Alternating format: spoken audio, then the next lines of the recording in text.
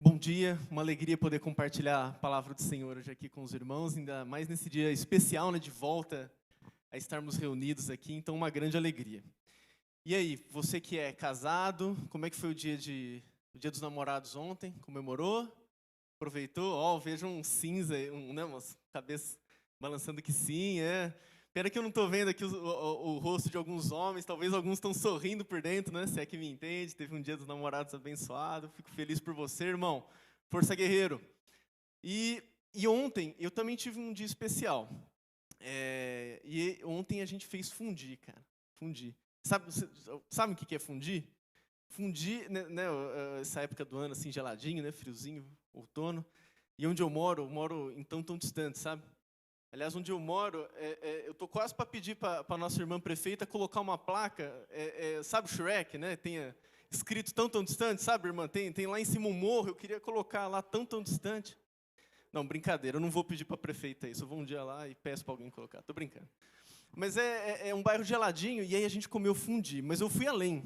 Eu pedi, né, eu falei com a minha esposa, a gente, não, vamos fazer fundi, mas fazer um churrasco. Olha que delícia. E molhar no queijo, né? Para você que não sabe o que é fundir, deixa eu explicar. Fundir, você pega assim o salgado, né? Tem o doce também, tá? A gente comeu o doce também, com chocolate. Aí você tem uma cumbuquinha assim, coloca um queijo especial lá dentro. Aí tem um foguinho assim embaixo e você molha o pão ali no queijo, aquele queijo derretido e come, uma delícia. Eu fiz isso com contrafilé, rapaz, ficou bom. Foi uma alegria. A gente decidiu isso, né? A gente decide essas coisas, decide o que fazer no Dia dos Namorados, comprei um presente, decidi um presente para minha esposa querida. Essas decisões são triviais, né? Eu decidi o que a gente vai comer, o que a gente vai fazer, o presente. Eu decidi também, né? Eu e minha esposa decidimos ter 3 filhos. E nessa decisão aí já não tem volta, né? Essa decisão, eu posso morrer, não existe ex-pai, né?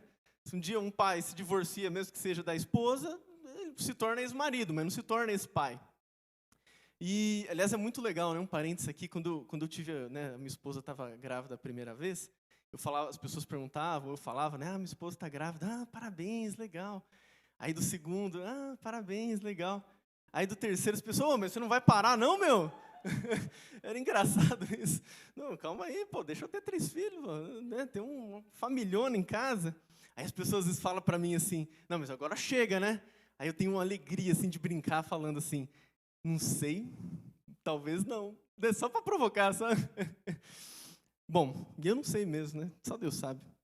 Mas tem decisões na nossa vida, nós tomamos decisões. Algumas decisões têm volta, algumas decisões não têm volta. E eu gostaria de compartilhar um texto de uma decisão, um texto bíblico, que provavelmente impactou a vida inteira de uma aldeia, de um grupo de pessoas. E eu queria tirar alguns ensinamentos aqui para compartilhar com os irmãos hoje e nos edificar. Eu convido você a abrir a sua Bíblia, né, ou o seu aplicativo do celular da Bíblia aí, em Lucas, no capítulo 9, no verso 51. Nós vamos ler o verso 51 ao 55. Você que está assistindo online, eu peço perdão a você, porque você está bem acostumado, né? O pastor bem acostumou você colocando os versículos aí, mas eu acabei não conseguindo entregar os versículos a tempo, então peço perdão, peço sua compreensão e sua atenção aí, você que está assistindo online. Vamos lá, Lucas 9, do 51, a partir do 51, acompanha comigo. Eu estou lendo na Nova Almeida traduzida, tá? Nova Almeida atualizada, desculpa. E talvez dê pequenas diferenças aí, mas vamos lá. E aconteceu que, ao se completarem os dias em que seria levado ao céu, Jesus manifestou no semblante a firme resolução de ir para Jerusalém, e enviou mensageiros que fossem na frente. Indo eles, entraram numa aldeia de samaritanos para lhe preparar pousada. Mas não o receberam, porque o aspecto dele era de quem decisivamente ia para Jerusalém. Vendo isso, os discípulos Tiago e João perguntaram, Senhor, quer que mandemos descer fogo do céu para os consumir? Mas Jesus, voltando-se, os repreendeu e seguiram para outra aldeia. Senhor, eu peço agora, Pai, na leitura da Tua Palavra, a partir do compartilhar, Senhor, daquilo que o Senhor fez aqui na terra, Jesus, que edifique a Tua igreja. Eu coloco, Pai, essa humilde palavra diante do Senhor, essas palavras que vou compartilhar com meus irmãos, e peço que o Teu Espírito vá além das minhas palavras, Senhor, que o Senhor use e que o Senhor nos edifique, Pai, edifique a mim, edifique a família cristã aqui, a família cristã que está aqui, a família cristã que está acompanhando à distância. Eu peço, fala conosco em nome de Jesus. Amém. Nesse contexto, né, Jesus está se deslocando e ele decide ir para Jerusalém. Né, depois de ele acionar ali o Uber no celular dele, o camelo não veio, tudo, ele acabou cansando e foi a pé mesmo. Né? Talvez ele não tinha habilitação para dirigir o camelo. Não, brincadeiras à parte, Jesus se deslocou, ele ia para Jerusalém. E ele pede para irem mensageiros à frente numa aldeia. Então, talvez no meio do caminho ali, uma aldeia de samaritanos. Os samaritanos, eles tinham, né, dá só um pequeno contexto aqui, eles tinham uma certa rixa com os judeus, né, eles não se entendiam com os judeus naquela época. Isso datava de, sei lá, mais de 500 anos, cerca de 400, 500 anos antes, quando o povo judeu, eram dois reinos, Israel foi conquistado, houve uma mescla ali do povo de Israel, então não eram mais judeus, mas eram mestiços, e aí os judeus, né, verdadeiros tinham um certo preconceito com os samaritanos, e os samaritanos ficavam bravos com o judeu. Era uma coisa desagradável, eles viviam ali e toleravam ao outro. E o fato é que os samaritanos, nesse texto, eles rejeitam, eles não querem que Jesus vá até lá. Então Jesus ia pousar uma noite lá, né, e Jesus, assim, você sabe que Jesus ele ia, mas ele ia com uma comitiva, né, no mínimo ele mais 12, às vezes mais gente, então estava ele e os discípulos ali indo, e eles rejeitaram Jesus. E pensa comigo, eles tiveram a chance, os samaritanos, de encontrar o Salvador do mundo. O Deus encarnado estava ali diante deles. Eles tinham a chance de ver o Deus encarnado ali. Eles tinham a chance de alguém, né, uma aldeia, então suponho que, sei lá, se tinha até meio que um hotel da época, uma estalagem, sei lá como dizer isso. Talvez fossem pessoas ali que fossem abrir as portas das suas casas para receber Jesus. E eles negaram. Eles perderam a chance de ver o Criador, o Deus verdadeiro encarnado ali. E Hernandes Dias Lopes, diz num comentário sobre Lucas que o preconceito antigo suplantou a oportunidade presente. Eles deixaram de acolher aquele que veio para dar vida, a vida por eles. A prontidão para obedecer, mesmo que tal obediência passasse pela horrenda cruz, estava escrita em seu semblante. É muito interessante ver isso. O texto fala que o semblante de Jesus mostrava que ele ia para Jerusalém. Talvez naquele momento, Jesus o texto, um pouco antes, falava que ele desceu do Monte da Transfiguração, então ali já tinha acontecido um milagre, o rosto dele resplandecia. Havia uma convicção da decisão de Jesus de entregar a sua vida. Talvez ali, diante dos olhos dele, já via o sofrimento, já via aquilo que ia acontecer, já estava expresso ali. E é interessante a gente saber que, só com uma curiosidade, né, se você ler João 4, tem ali o relato de Jesus e a mulher samaritana. E a mulher samaritana, no texto ali, no diálogo de Jesus com ela demonstra que ela sabia que havia uma profecia, ela sabia que viria o Salvador, ela viria que o Cristo, o Redentor, ele viria. Ela sabia, ela era uma samaritana, mas ela sabia disso. Portanto, eu suponho, isso é uma suposição, o texto não deixa claro, que os samaritanos eles tinham ideia, sim, que o Salvador viria.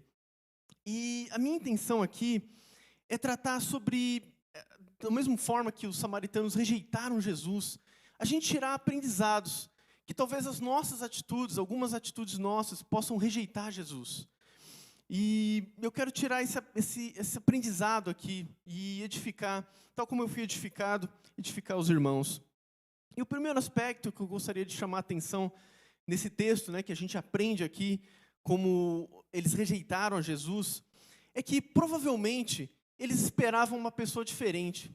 Como eu disse, os samaritanos sabiam que havia uma profecia, mas eles tinham uma imagem de um profeta, ou daquele que seria o Cristo, que não batia com Jesus. Então eles queriam alguém, mas, né, sabia que viria alguém, mas não é esse cara que tá vindo aqui dormir uma noite aqui na nossa cidade. Provavelmente eles rejeitaram porque eles tinham uma ideia de um Jesus personalizado. Eles tinham a ideia de um Jesus que seria próprio para eles. Um Jesus que estava na cabeça deles, mas não era aquele Jesus verdadeiro. E uma coisa que eu vejo com um risco muito grande para nós é a gente achar que Jesus ele é uma espécie de garçom. E eu digo isso no sentido de que Jesus é aquele que veio servir, ele disse isso, eu vim para servir, porque ele veio se entregar por nós. Aquele que veio para cumprir uma missão, e a missão dele era glorificar o Pai, por meio do ato de obediência dele, de entrega e morte por nós, porque nós é que merecíamos morrer. E o que eu quero dizer é do perigo de eu e você também acharmos que estamos nos relacionando com o Jesus garçom, e eu digo isso em você ter esse Jesus personalizado. É o problema de você, às vezes, orar e querer alguma coisa de Jesus, só que Jesus é soberano, Ele é o poderoso, Ele é o Senhor, Criador do universo. E se as coisas não saírem do jeitinho que você quer, o que eu e você queremos, aí a gente já rejeita. É desse problema que eu estou falando. Os samaritanos queriam alguém que não era esse Jesus que apareceu lá para eles. Talvez eu e você queremos nos relacionar com um Jesus que não é o verdadeiro Jesus. Que é um Jesus que ele tem que te servir exatamente do jeito que você quer, senão eu não sirvo. É quase como se eu e você sequestrássemos o nosso pedido de oração com Jesus, e eu falo, eu só sirvo o Senhor se você fizer do jeito que eu quero. E eu quero dizer que é um perigo muito grande nisso. É quase como se a gente for, né, aí aqui adulto, temos poucas crianças aqui hoje, mas é como se quase fizéssemos birra. Eu quero dizer isso, sabe? Meu filho, ele tem 7 anos, tem uma filha de 3, eles fazem birra, né? Você sabe que é normal, criança dessa idade às vezes faz uma birrinha ou outra, fica bravo, né? Minha menina, ela faz assim, eu quero a golinha, e ela faz assim, cruza os braços assim, né? Quando ela quer alguma coisa, eu tenho que ir lá ensinar ela, faz normal, criança faz birra. E eu quero dizer que é como se fizéssemos birra para Deus. Então Deus fala, não, Deus pode falar. Você pediu alguma coisa, eu e você orarmos, e vai ter momentos que Deus vai falar sim, vai ter momentos que Deus vai falar não. E Ele é soberano, Ele é Senhor, e Ele te ama, mesmo assim. Isso é o mais maravilhoso. Ele ama, mesmo assim, mesmo quando Ele diz não. E os que estão, eu quero ler um texto em Lucas 8:13, em que Jesus, ele conta uma parábola do semeador. E nessa parábola, ele fala sobre a semente, né? Ele fala de um semeador que saiu a semear, e a semente é a palavra de Deus. E ele fala também sobre a terra, sermos nós. Então, uma analogia de nós recebendo a palavra de Deus e como reagimos. Então, como essa semente cresce dentro de nós, que seríamos a terra. E no verso 13 ele fala, os que estão sobre, então Lucas 8:13, os que estão sobre a pedra são os que, ouvindo a palavra, a recebem com alegria. Estes não têm raiz, creem apenas por algum tempo e na hora da provação se desviam. Nesse texto, veja que ele quer dizer a semente que caiu sobre pedras. Né? O Davi aqui sabe plantar bem, né? E sabe que se tiver pedra ali, né, Davi, não consegue, a semente cai, vai tentar criar raiz, não vai conseguir chegar até a terra, nunca vai nascer. É esse o contexto do verso. E veja um detalhe importante, na hora da provação se desviam. Veja que Jesus aqui, ele deixa claro que a provação vai vir. Eu quero dizer para você que Jesus resolveu o problema insolúvel para mim e para você. O problema que eu e você não tínhamos como, com nossas mãos, com as nossas atitudes, resolver. Ele resolveu que é a salvação da nossa alma. Isso é um problema que Jesus resolveu, que é o plano da redenção, é por isso que ele veio. E eu quero te deixar preparado, irmão, porque muitas vezes, talvez nos relacionamos com o Evangelho, com Cristo, como alguém que tem que responder e fazer do jeito que eu quero. E quando vem uma provação, vem uma dificuldade, qualquer que seja, logo você esfria, logo você desiste de Deus, logo você não coloca mais em oração. E é uma tentação que eu e você vamos passar na nossa vida cristã. Mas aqui eu quero deixar claro para você que vai vir a provação, não tem jeito. Vai vir um momento em que vai faltar dinheiro e você vai ficar angustiado. Vai vir um momento que vai ter crise no seu relacionamento. Vai vir um momento que você vai se desentender com a sua esposa. Vai ter um momento que você vai se desentender com seus filhos e que vai ser difícil resolver isso. Vai ter um momento que no teu trabalho não vai ser fácil. Vai ter um chefe difícil, vai ter um cliente difícil. A angústia vai vir, vai ter um tempo difícil, não tem jeito, vai ter uma crise externa e vai impactar a sua vida. Vai vir, você vai sofrer alguma injustiça, não tem jeito, vai acontecer. Talvez não vá, você vai passar por tudo isso. Deus permita que não ao mesmo tempo, mas talvez alguma dessas coisas que eu falei vai ter graça e não vai passar, mas em algum momento isso vai acontecer. E você tem que estar maduro, meu irmão. Eu quero te deixar preparado para esse dia mal, você se apegar a Cristo ainda mais. Amém? Você orar mais, você confiar mais que a obra redentora de Cristo é imutável. Ela impacta na sua salvação e ela impacta na sua vida diária, para você sim permanecer forte. Talvez não vai ser do jeitinho que você quer a solução, mas Deus vai solucionar, Deus vai responder, Deus vai agir, Deus vai falar, Deus vai mexer. E eu quero te deixar preparado, meu irmão, para esse dia. João 16:33 diz: falei essas coisas para que em mim vocês tenham paz. No mundo vocês passam por aflições, mas tenham coragem, eu venci o mundo. Tenham coragem, eu venci o mundo.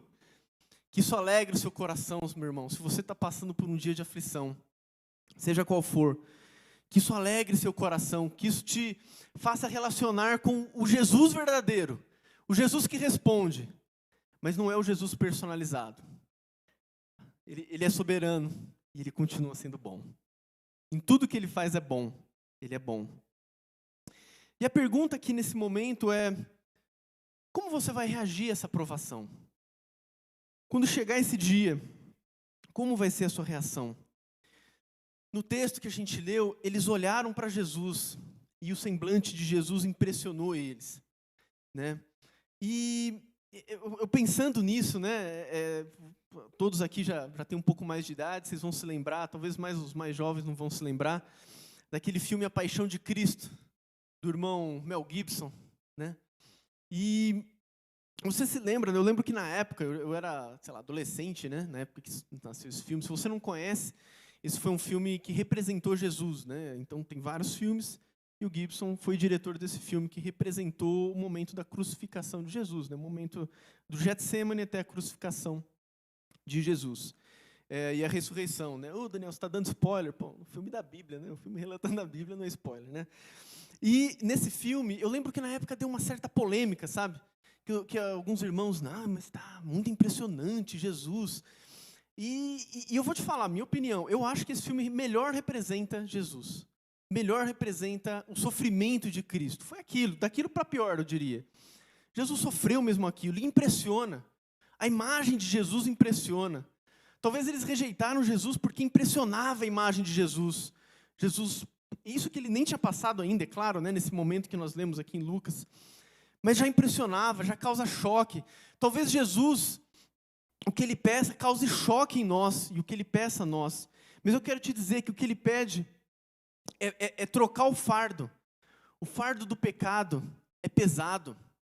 Imagina comigo o fardo de alguém que mente para a esposa, escondendo dia a dia, dia e noite, uma traição, um marido que esconde também, enfim. Imagina como é difícil sustentar esse pecado. Que fardo terrível é esse para alguém que... Jesus vem trocar isso. Ele fala: entrega esse pecado, confessa, se arrepende, e eu pago isso na cruz. Você merecia morrer por esse pecado. Nós devíamos ver esse filme do Mel Gibson. Sempre que você vê, se você quiser ver que não viu, eu recomendo que você veja. E eu e você temos que sempre ver esse filme, olhar Jesus ali, aquela representação, né, aquela encenação de Cristo, e devíamos sempre nos lembrar: eu e você, eu merecia estar ali. Era eu que merecia sofrer aquilo. Era eu que merecia ser morto. Era eu que merecia ser condenado. Mas Jesus pagou aquilo por mim. Era eu que merecia estar naquela cena impressionante ali, né? Mas é Jesus que pagou por mim. E muitas vezes, eu lembro que uma vez eu vi um meme, né? Sabe o que é meme? Aquelas figuras, né, que as pessoas escrevem assim de zoeira e tal. E o meme estava assim, como se fossem os bastidores da gravação do filme. Então, assim, o ator que estava interpretando Jesus todo né, ensanguentado, né, com aquela a figura de Jesus todo ensanguentado, com a coroa de espinhos, sentado, né? E eram os bastidores, então ele estava conversando com o Mel Gibson. Então você imagina assim, o ator, né, com o vestido de Jesus todo ensanguentado, e o Mel Gibson do lado conversando, sabe, parecendo que gesticulando, argumentando com o ator. E aí escrito assim: este sou eu, reclamando para Jesus. Então Jesus, eu acho perfeito esse meme, porque é Jesus ensanguentado porque sofreu por você, e eu às vezes reclamando. Lógico, a gente tem que orar a Deus, e o que eu estou dizendo é eu ficar reclamando só, e nunca confiar, e nunca transferir a Ele, e a expectativa, né? Eu digo daquilo que não está em nossas mãos. Ele fala, lançai a Cristo, né, sua ansiedade, porque Ele tem cuidado de vós. Lance sobre Ele a sua ansiedade, porque Ele tem cuidado de vós. Em Isaías 53:5 diz, Ele foi transpassado por causa das nossas transgressões e esmagado por causa das nossas iniquidades. O castigo que nos traz a paz estava sobre Ele, e pelas suas feridas fomos sarados. Isso tem que alegrar o nosso coração, isso tem que vibrar dentro da gente. E pense nisso sempre que você vê o filme. Pense vendo o filme e pense, era eu que devia estar ali. Jesus diz aos seus seguidores, em Lucas 9:23, Jesus dizia a todos, se alguém quiser vir após mim, negue-se a si mesmo, dia a dia, tome a sua cruz e siga-me. O Jesus verdadeiro, Ele pagou o preço real. O Jesus verdadeiro nos chama ao arrependimento. Lucas 5:32 diz, eu vim chamar justos. Eu não vim, desculpa, eu errei. Eu vou ler de novo. Eu não vim chamar justos, mas pecadores ao arrependimento. A nossa vida deve ser sempre de arrependimento. O relacionamento com Cristo é uma vida de arrependimento.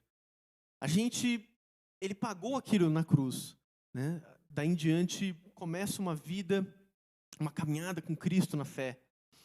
E é uma vida em que você vai ainda cometer algum erro, algum deslize, mas é um pecado, né, eu quero dizer. Mas você tem que se voltar para Ele, se arrepender e seguir. É uma vida de arrependimento. Não é uma vida onde você se torna senhor de Jesus. E um ditador que diz, Jesus, o senhor tem que fazer do jeito que eu quero, senão eu não te sigo. Não, nós nos tornamos servos dele. E nós oramos para que a vontade dele, que é soberano. Imagina só, eu e você, a gente não consegue nem enxergar o futuro, o que vai acontecer daqui, não sei, daqui poucos dias. Né? A gente tem supercomputadores e erra a previsão do tempo até hoje, né? E talvez, sei lá, se um dia a gente vai conseguir acertar isso, né? Olhar a previsão do tempo, vai chover amanhã, não choveu de novo. Imagina a gente querer mandar naquele que sabe o que vai acontecer, a eternidade. Né? Eu sei que há momentos na nossa vida que a gente vai ficar angustiado no sentido de falar, mas Deus, por que o Senhor permitiu isso? E eu já fiz muito essa pergunta em momentos de angústia, mas eu quero confortar o seu coração dizendo que Ele é soberano, que Ele sabe o que está fazendo. Eu queria que você confiasse em Deus, você que está passando por um momento de angústia, confie em Deus, confie. O Salmo 77, se não me engano, 77, é uma oração desesperada de Davi. Tem um salmo, não sei se é esse mesmo, desculpa, eu estou lembrando de memória que eu estou lendo Salmos agora, na minha leitura anual. E tem um momento que ele fala, Senhor, eu estou com lágrimas na minha cama, rios de lágrimas na minha cama, mais ou menos, estou parafraseando aqui. Você imagina alguém com rios de lágrimas na cama, é porque chorou pra caramba, né? E, quero dizer, está desesperado, está realmente angustiado, está realmente preocupado.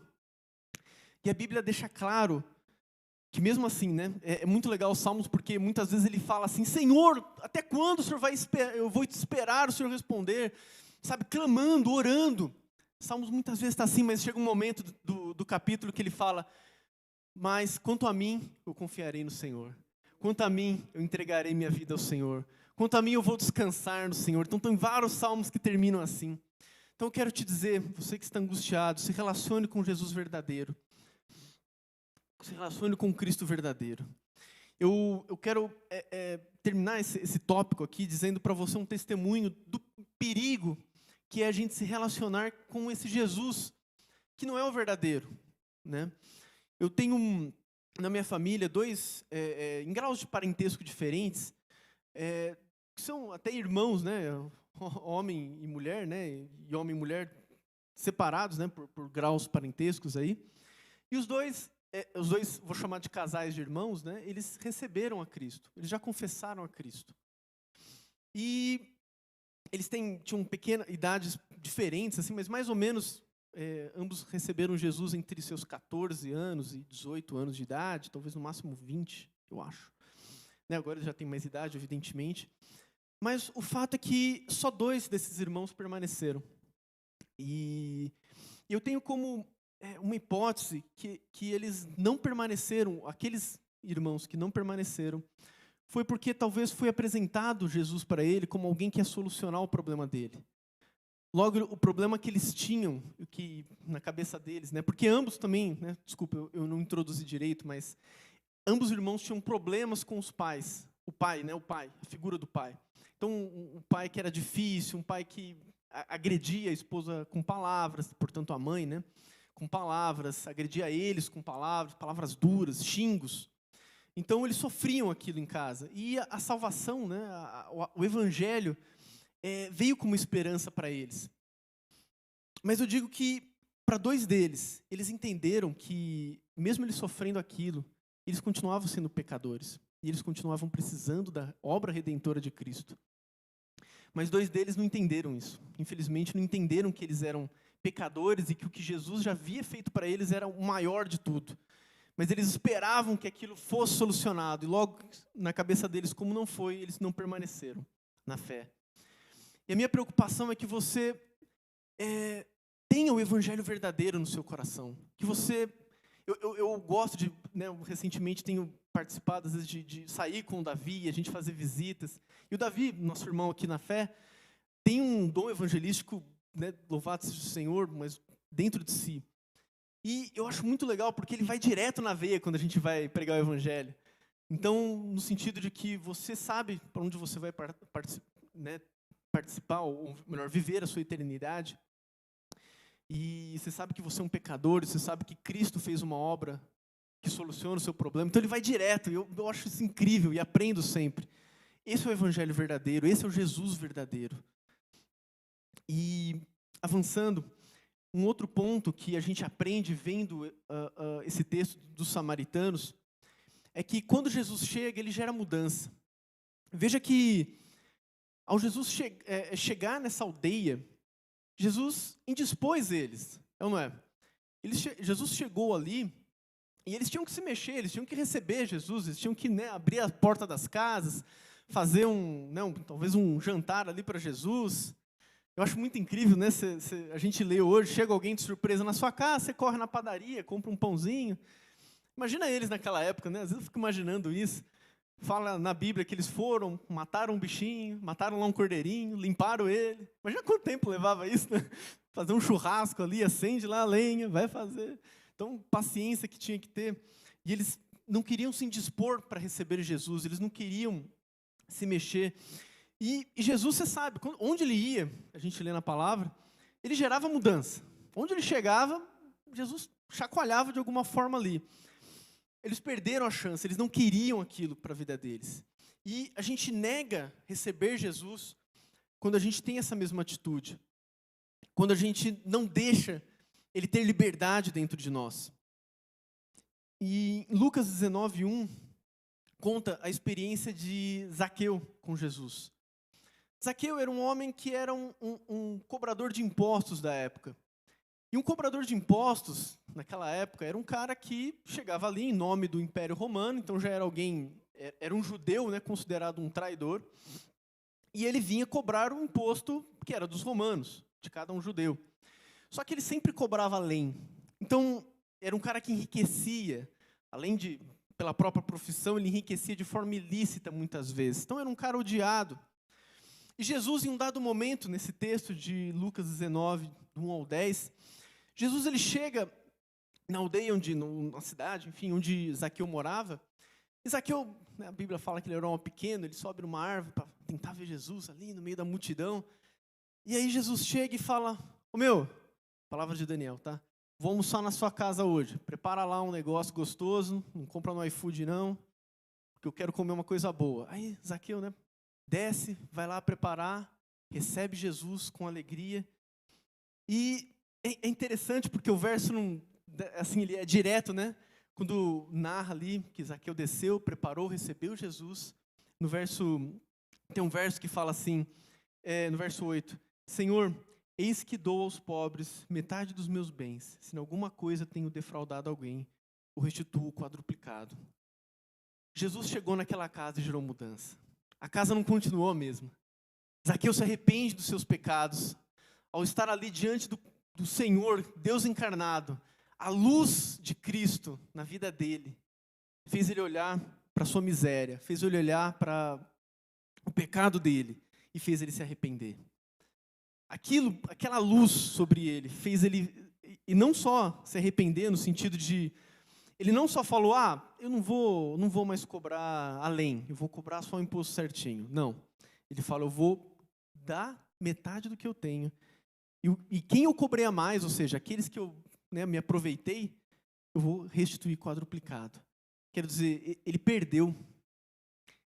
Ele perdeu, então imagina que ele tinha uma casa confortável, uma casa linda, uma casa maravilhosa, e talvez ele perdeu aquilo, porque ele entendeu que maior era a revelação de Cristo na vida dele, e que ele não podia mais permanecer com aquilo. Isso é fruto digno de arrependimento. Jesus, quando chega em nós, não adianta, ele gera mudança, ele chacoalha a nossa vida, e muitas vezes nós negamos, como os samaritanos, Jesus entrar em nossa vida, porque temos medo que ele entre, nós temos medo da nossa miséria, nós queremos nos esconder de Cristo, nós não deixamos que ele mostre tudo para nós mesmos, nós nos envergonhamos de Cristo. E eu quero dizer com isso que o arrependimento, eu quero deixar uma coisa clara, né, uma coisa doutrinária clara, que é o arrependimento, ele não é um mérito, né? Daniel, mas aí eu me arrependo, então eu me tornei merecedor. Não. O arrependimento ele é um resultado.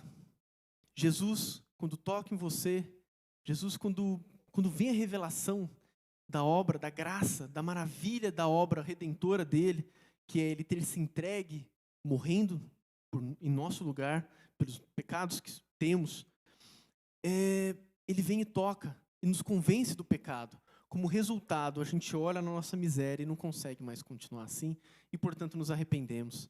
Então a obra não é um merecimento seu para se tornar, eu digo no sentido da salvação. Você quando se arrepende não se torna, eu me arrependo, me torno merecedor. Não. Quando você confessa Cristo, quando você crer nele, aí o arrependimento se torna um resultado. Você olha para si e fala, não, eu não consigo continuar o mesmo. Minha vida não pode continuar a mesma. Eu não consigo continuar escondendo pecado. Eu não consigo continuar mentindo para minha esposa. Eu não consigo continuar mentindo para o meu marido. Eu não consigo continuar escondendo o que eu tenho feito no meu trabalho, mentindo para o meu chefe. Não, eu não consigo continuar mentindo para os meus clientes. Essa farsa de ficar enganando. Eu não consigo. Entende? Jesus vem, ele mexe dentro da gente. Não, eu não consigo ser medíocre mais. Eu tenho que ser excelente em tudo que eu faço agora. Como assim? Não. Eu fui redimido por Cristo. Como que eu consigo ser o mesmo? Você entende? Talvez a gente vai continuar errando. Eu não estou dizendo perfeição aqui. Amém, irmãos? Amém? Deixar claro isso. Não, nós somos imperfeitos. A Bíblia diz que espera de nós, sim, perfeição. Nosso alvo é perfeito. Cristo é perfeito. E nós temos um alvo perfeito. Mas nós vamos pecar e nós vamos nos voltar a Ele, nos arrepender e seguir em frente. É disso. Somos confrontados com nossos pecados, somos expostos à realidade de quem somos, de quão pecadores somos. Isto exalta ainda mais a Cristo, porque a obra dele redime a miséria do nosso coração e do nosso pecado. E eu vou te falar que isso é pesado. Eu não vou dizer que é fácil, não. É pesado. É pesado você lidar com o pecado. É pesado. Mateus 6,12, que diz, e perdoa as nossas dívidas, assim como nós também perdoamos os nossos pecadores. Os nossos devedores, desculpa. É pesado isso, porque significa que para você se relacionar com Cristo, você precisa perdoar o teu próximo.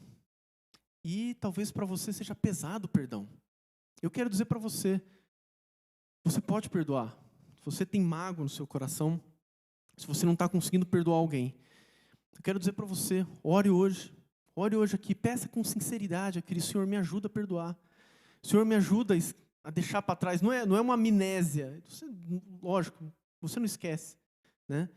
Mas eu peço, eu digo a você pelo menos se livrar da dor, você confiar que Cristo e lançar aquilo em Cristo e conseguir perdoar, para ser perdoado. Mas é pesado, não estou dizendo que é fácil não, irmãos. Não estou dizendo que é fácil, talvez eu não sei o grau do que você precisa lidar na sua vida para perdoar alguém que te magoou, alguém que te traiu, alguém que te enganou. Mas eu quero dizer para você que você consegue em Cristo. Lançando sobre Cristo, você consegue. E te pergunto também, qual foi a última vez que você pediu perdão a alguém? Qual foi a última vez que você pediu perdão para Deus, que você se confessou a Deus? Daniel, faz tempo, hein? Rapaz, não. Meu filho, eu quero transmitir para ele valores, princípios cristãos, é claro. E eu ensino para ele, vamos orar, feche seus olhos, valoriza o mais importante. Ele sempre fala, Papai do céu, obrigado, porque o Senhor morreu, ressuscitou. Que eu falo, isso é o mais importante. Isso é o importante é o que Cristo fez por nós. E em um dado momento, eu fui ensinando mais ele. Falei, filho, a oração de Jesus, ele fala para a gente se arrepender também. Então lembre sempre, quando você for orar, peça perdão para Deus. Aí teve momentos agora que ele fala, perdão, Papai do céu, porque eu menti para a mamãe. Tá? Então, é isso. Talvez a gente se esqueça, de pedir perdão para Deus. Como assim? E a gente se acostuma com a nossa vida e se esquece de se voltar para o Senhor e confessar esse pecado, confessar quando você se desliza, mente. Senhor, me perdoa. Deixa eu ir lá falar a verdade para a pessoa. Se compromete com uma coisa que não pode cumprir, causa um dano a alguém, mas não confessa a Deus, não vai lá pedir perdão. Não é capaz de se mexer. E eu digo, isso é pesado, mas você consegue em Cristo. A força que Cristo lhe dá, você consegue. Amém? Eu digo que também é pesado, às vezes, enfrentar perseguição pela decisão de seguir Cristo. Lucas 14, 26 diz, se alguém deseja seguir-me e ama seu pai, sua mãe, sua esposa, seus filhos, seus irmãos e irmãs, e até mesmo sua própria vida mais do que a mim, não pode ser meu discípulo.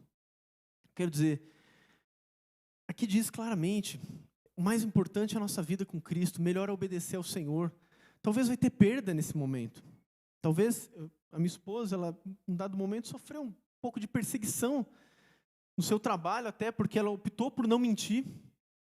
Talvez você vá sofrer perseguição no seu trabalho por causa disso, de uma decisão sua.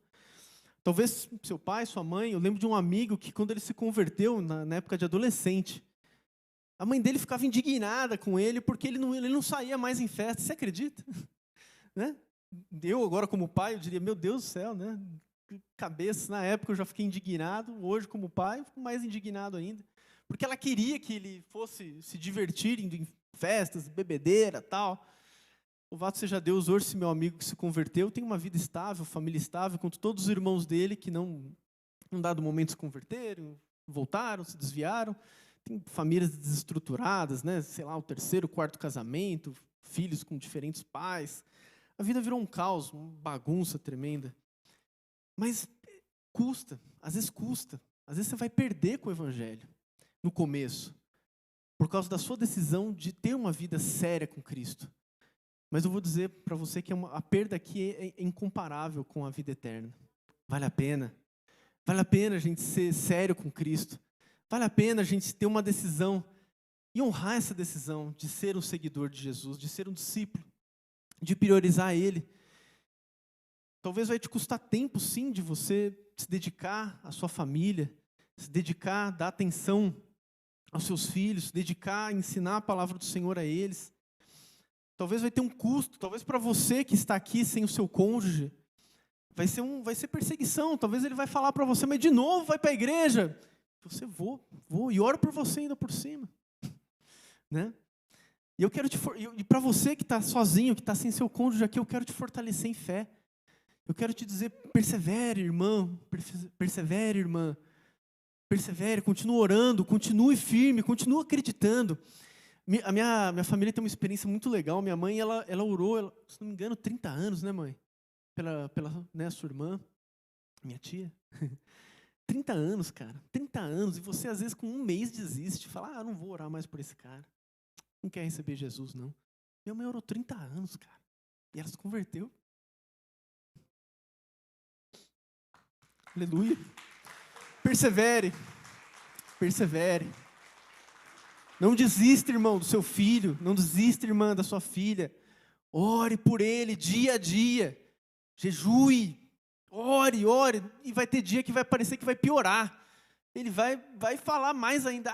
Para de me encher o saco. Não quero ouvir você falar desse Jesus. Não quero ouvir você me falar disso. Persevere. Paciência. Persevere. Não desista. Não desista. Eu oro muito pelos meus filhos, cara. Nossa, todo dia. Porque a gente não sabe, né? A gente faz a nossa parte. Nossa, ora. Mas a gente não sabe, né? A gente não sabe, mas eu oro todo dia. Então, não desista. Não desista.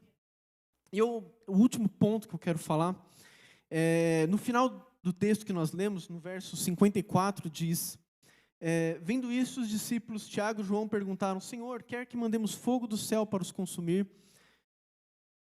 E Jesus, né, responde,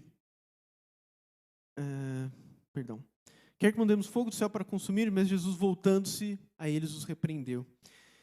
E talvez você tenha orado, ou nessa palavra, até o momento, você ouviu e você está tranquilo. Não, Daniel, eu já perdoei. Não, Daniel, está tranquilo, tenho me arrependido, vivido uma vida de confissão.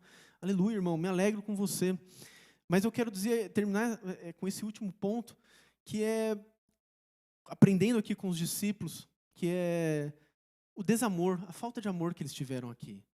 Nós, cristãos, corremos a tentação, como os discípulos, de nos acostumarmos com o Evangelho, de nos acostumarmos com Jesus, e com milagres, e com ações, e às vezes a gente se torna legalista, tal como os discípulos aqui, e perde o foco do Evangelho. A essência do Evangelho é o amor, a essência do Evangelho é o sacrifício, é a gente perder, né?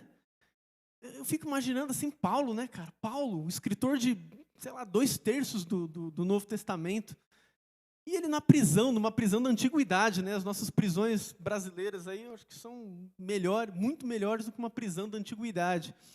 E ele escrevendo cartas preso, a qualquer momento ele podia falar: esqueci desse Jesus, posso sair? Aí os caras, beleza, segue aí, segue a vida. Mas ele não, ele permaneceu e até entregou a própria vida. E às vezes a gente numa dificuldade, numa coisa pequena, né? E a gente já rega, já, né, briga com Deus, tô nem aí mais. E eu quero te dizer que é uma tentação para mim e para vocês. É uma tentação a gente perder o amor, a gente tende a se indignar com a falta de evangelismo com as pessoas, mas a gente não se mexe para pegar o evangelho. A gente se indigna com a injustiça, mas não pratica justiça nas nossas ações. A gente corre o risco de se indignar, de ver pessoas precisando de ajuda, mas não tira um tostão da carteira para ajudar alguém, para falar algo, uma palavra de motivação para alguém, não perde um minuto para se dedicar a ouvir alguém em dificuldade, né? Julga, cada milímetro que um pregador está falando, mas não se dedica nem a estudar a palavra do Senhor. Se impressiona com um irmão que faltou no culto, mas não vive o culto no dia a dia da sua vida. Eu quero terminar essa palavra dizendo isso, que é uma tentação para mim e para você, cristãos, que estão já há um tempo de fé. Que a gente vigie, que você vigie, tal como os discípulos que perderam o amor e Jesus teve que os repreender e eles voltarem ao rumo ali, né, voltar ao foco que é Cristo.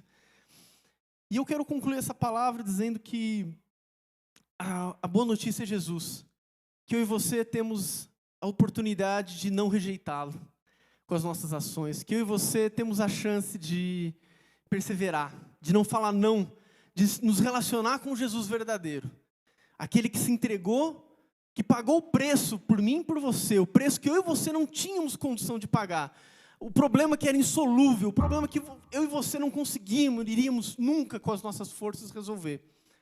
Mas Ele resolveu.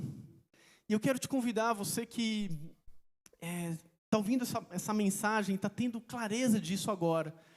Você que está entendendo agora que Jesus, que a sua vida não tem solução, que a sua eternidade pode ser a condenação, mas que a boa notícia é Jesus. Que a boa notícia é você se voltar para Ele, é você se confessar a Ele, é você crer que Ele era Deus encarnado e que a obra dEle, que a ira de Deus condenatória estava sobre Ele. E aí você aceita essa obra e o Espírito vai vir sobre você, trazer o arrependimento e começar uma nova vida. Tem um momento que Jesus, hoje muito, a gente fala, os coaches aí, uma boa versão de si mesmo, você ser uma melhor versão de si mesmo, né? A Bíblia diz, em um dado momento, Jesus encontra com Nicodemos e Jesus fala para ele, é necessário que você nasça de novo. Para Jesus, não é uma boa versão de si mesmo, é morrer. E você vai morrer, e eu e você vamos morrer para os nossos pecados. Já morremos para os nossos pecados e vivemos uma vida de morte dos nossos pecados. Queria te convidar a ficar de pé para a gente fazer uma oração nesse momento. E eu queria que você, precisa liberar perdão, que você orasse nesse momento, pedindo a ajuda de Deus. Se você está se decidindo por perseverar, por receber Jesus, diferente do texto que os samaritanos negaram a Ele, se você que está decidindo perseverar em oração, não desistir, assuma agora um compromisso. Peça a Deus força. Senhor, eu vou perseverar, eu não vou desistir. Pode vir pressão, eu vou orar. Se está vivo, eu vou orar. Talvez o Senhor não queira, mas eu vou orar até morrer. Vou orar, não vou desistir. Vou perseverar. O Senhor é soberano, o Senhor sabe tudo. Deus é soberano. Ele sabe tudo, sabe o que é melhor. Mas a nós cabe orar, cabe entregar a Ele, cabe confiar, cabe ir até o fim, até que se encerre. Feche seus olhos, vamos orar agora. Senhor, obrigado, porque o Senhor é a boa notícia, Jesus. Obrigado, Senhor, porque o Senhor é a solução para aquilo que não poderíamos alcançar com o nosso esforço. Obrigado, Jesus. Obrigado porque a Tua obra redentora nos alcança, Senhor, e vem até hoje. E nós, pela fé, nos relacionamos com a Sua pessoa, Jesus. E queremos nos relacionar com o Senhor verdadeiro, aquele que nos chama ao arrependimento, aquele que nos convence dos nossos pecados. Eu oro agora, Pai, pelos meus irmãos, para que o Senhor dê força a eles, Jesus. Para que aquele, Senhor, que precisa perdoar, tenha forças, Jesus, tenha coragem, tenha ânimo, Senhor, para essa semana, Pai, para hoje, para agora, tomar uma atitude. Que o Senhor toque agora, Senhor, para que o Senhor dê força ao meu irmão, à minha irmã, coragem, Senhor, para pedir perdão, ânimo, Senhor, para confessar um pecado. Senhor, eu peço, Senhor, motive meus irmãos, Senhor, que estão desanimados, para que perseverem, Senhor, para aquele cônjuge que está sem o seu pai, seu marido, sem a sua esposa, servindo junto com o Senhor, para que ele que persevere, para que ele ore para frente, que ele confie no Senhor, para aquele que está sem o seu filho, servindo a Deus, para que aquele que está sem sua filha, que partilhe da mesma fé, para que ele ore, Senhor. Oramos agora, Senhor, pelas nossas gerações, Senhor, para que eles são pais aqui, para que, Pai, os nossos netos sirvam o mesmo Deus que nós, Senhor Jesus, para que meu neto sirva o mesmo Deus que eu, com a mesma intensidade, e mais ainda, que seja mais intenso ainda, Senhor. Oramos agora pela nossa geração, eu oro agora, Senhor, por aquele que está, Pai, que está crendo agora na obra redentora do Senhor. Eu oro agora, Senhor, por aquele meu irmão que está confessando ao Senhor e pela primeira vez que entendeu a Tua obra, Senhor. Eu oro agora, Senhor, para que ele se entregue ao Senhor, creia no Senhor e na Tua obra e inicie uma nova caminhada com o Senhor a partir de agora, em nome de Jesus. Eu quero terminar só uma última palavra. Eu vi um filme muito legal, mais um filme aqui, né? Chama Em Defesa de Cristo. Eu vi essa sexta, mas chorei que não é uma criança. Que é isso? E para você que está sem o seu cônjuge aqui, assista esse filme e veja a perseverança dele, do casal ali, no caso a esposa, que orou até o fim. É uma história linda, cristã. Amém? Pastor? Deus abençoe, meus irmãos.